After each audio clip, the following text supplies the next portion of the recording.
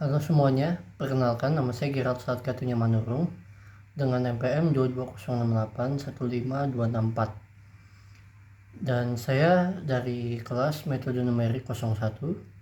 Pada kesempatan kali ini saya akan mencoba menjelaskan apa yang saya tangkap dan apa yang saya dapat simpulkan dari pertemuan kedua kelas metode numerik yang diselenggarakan hari Senin lalu. Baik. Dalam pertemuan tersebut dijelaskan bahwa dalam menyelesaikan suatu permasalahan digunakan metode DI5, yaitu DI plus I4 yang sudah digunakan metode tersebut pada pertemuan pertama juga dalam menyelesaikan masalah tangki. Namun di sini lebih diperjelas, di mana dijelaskan bahwa diperlukan dua jenis perangkat, dan kedua jenis perangkat yang digunakan tersebut yaitu ada brainware dan juga hardware. Namun hardware-nya bukan perangkat keras atau hardware, tetapi heart yang merupakan hati. Dan perlu diperjelas lagi bahwa hati di sini bukan berarti translasi dari jantung heart ataupun hati merupakan organ bagian dalam. Maksudnya heart di sini bukan hati stomach, melainkan batin ataupun hati nurani, kalbu. Itu yang dimaksud dengan hardware tersebut. Baik, untuk yang pertama, perangkat pertama yaitu brainware yang sudah cukup self-explanatory, yang berarti otak, perangkat otak. Yaitu di sini ditekankan bahwa kita sebagai manusia yang menjadi pembeda yaitu hardware, yaitu brainware dan juga hardware dari jenis makhluk hidup lainnya. Dan pada brainware ini juga diperdalam bahwa manusia dalam menggunakan kemampuan berpikirnya, brainware-nya, yaitu membuat kita menanyakan kepada hal yang baru kita jumpai, kepada hal yang baru ingin kita pelajari dan sebagainya, yaitu what, why, and how, yaitu apa itu sebenarnya, why atau mengapa hal itu bisa terjadi, dan how bagaimana hal itu bisa terjadi. Pada brainware ini juga menekankan pada pengetahuan kognitif, yaitu dalam kemampuan kita menyerap suatu ilmu berdasarkan prinsip yang real dan matematis. Namun juga di brainware ini juga menjelaskan bahwa kita tidak hanya menerima hal yang baru secara awam, dalam arti bahwa hal baru yang kita ketahui, yang ingin kita ketahui, pelajari, dan ingin perdalam, kita sudah harus mampu memperdalamnya hingga pada step how gitu, bagaimana. Jadi tidak hanya sekedar apa dan kenapa hal itu bisa terjadi, melainkan juga bagaimana. Jadi kita dapat menjelaskannya secara lebih mendetail. Baik, untuk perangkat pertama yang kita gunakan yaitu brainware, sekiranya seperti itu. Lanjut, kita masuk ke perangkat kedua yaitu hardware, yaitu dimana batin. Ini juga menjadi pembeda lainnya kita kepada makhluk hidup lainnya, dimana batin ini dimana kalbu atau batin atau hati nurani ini kita gunakan dalam hal misalnya mengaplikasikan keilmuan kita.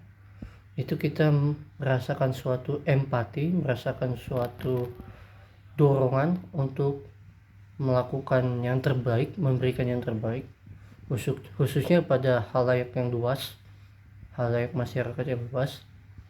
Namun juga kita melakukannya seakan untuk memuji dan memuliakan nama Tuhan. Jadi pada dasarnya, baik itu di i5 mau yang menggunakan kedua perangkat ini yang tadi saya jelaskan sebelumnya, memerlukan persyaratan yang khusus, yaitu dimana kita mempercayai adanya Tuhan dan berpegang teguh akan prinsip-prinsip dan hukum-hukum ajaran Tuhan. Jadi jika syarat tersebut tidak dapat dipenuhi, maka metode DI5 yang menggunakan kedua perangkat ini menjadi batal atau tidak dapat dilaksanakan secara maksimum. Baik, yang tadi DI5 sebelumnya menggunakan kedua perangkat, yaitu brainware, yaitu perangkat otak, dan juga hardware. Kemudian DI5 ini juga diperdalam lagi, di mana DI5 ini stands for DI plus I4, di mana DI untuk Pak dosen Ahmad Indra, kemudian I4 merupakan pendekatan yang digunakan. Yang pertama dimulai dari intention atau niatan, yang berniat untuk menjelaskan secara lebih real, secara lebih ilmiah, secara lebih matematis, bagaimana pendekatan dari semua hal ataupun prinsip-prinsip dasar dari kehidupan, baik itu secara keilmuan, dimana mengapa misalnya gravitasi itu ke bawah, kita menggunakan pendekatan penjelasan ilmiah yang diawali dengan intention ini, yaitu niatan untuk menjelaskan apa yang sudah tertera di kitab secara lebih ilmiah, sehingga apa yang di kitab itu berjalan linear dengan keilmuan, namun keilmuan itu sendiri merupakan bagian kecil dari ketuhanan tersebut atau prinsip-prinsip keagamaan, seperti itu.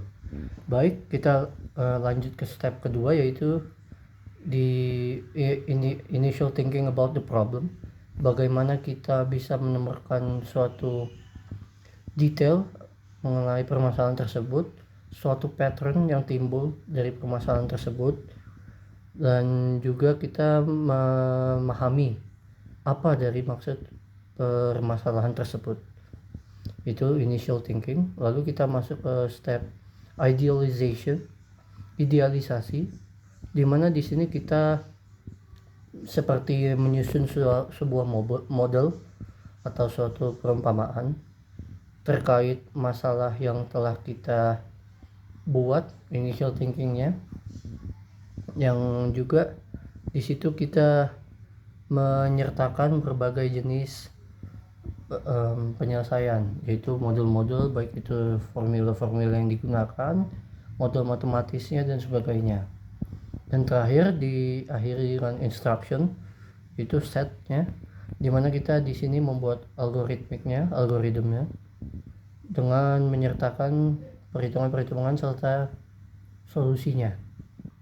Baik, dan juga di akhir pembelajaran di situ dijelaskan bahwa DI5 ini merupakan bagian dari pendekatan conscious thinking. Jadi kita sadar secara penuh, conscious, dan ya di situ juga dijelaskan yang menjadi pembeda dari beyond computational thinking, yang sebenarnya beyond computational thinking ini memiliki struktur yang mirip dengan DI5, namun yang membedakan yaitu di sini tidak ada, di computational thinking tidak ada perangkat hardware, jadi memang secara serta-merta pendekatannya hanya secara ilmiah, namun tidak berusaha dikaitkan ataupun tidak adanya suatu niatan pembuktian untuk menunjukkan adanya suatu keagungan yang maha kuasa dalam menimbulkan atau dalam mengadakan fenomena-fenomena alamiah yang terjadi di sekitar kita. Jadi seperti itu jika saya recap secara singkat, yaitu dalam penyelesaian permasalahan kita menggunakan pendekatan DI5 yang stands out DI plus I4 itu sendiri, yaitu intention, initial thinking about the problem, kemudian idealization, dan terakhir instruction. Kemudian dalam menggunakan metode DI5 ini ada kriteria atau ada persyaratan khusus, yaitu percaya akan adanya Tuhan, adanya Yang Maha Kuasa, dan memeluk agama tertentu yang di dalamnya digunakan dua perangkat khusus, yaitu brainware, yaitu perangkat otak, dan juga hardware, yaitu nurani atau kalbu atau batiniah. Baik, dan yang terakhir untuk membedakan DI5 dengan yang berusaha atau yang sedang berkembang sekarang, computational thinking, yaitu yang tadi missingnya atau adanya absensi atau ketiadaan dari hardware dalam melakukan pendekatan ilmiah yang berusaha menunjukkan adanya eksistensi atau kemuliaan ciptaan Tuhan. Sekiranya itu dari saya, Gerald Katunya Manurung, dalam menjelaskan, dalam memaparkan apa yang dapat saya simpulkan untuk pertemuan kedua metode numerik 01. Sebelumnya mohon maaf jika ada kurang ataupun kesalahan. Terima kasih.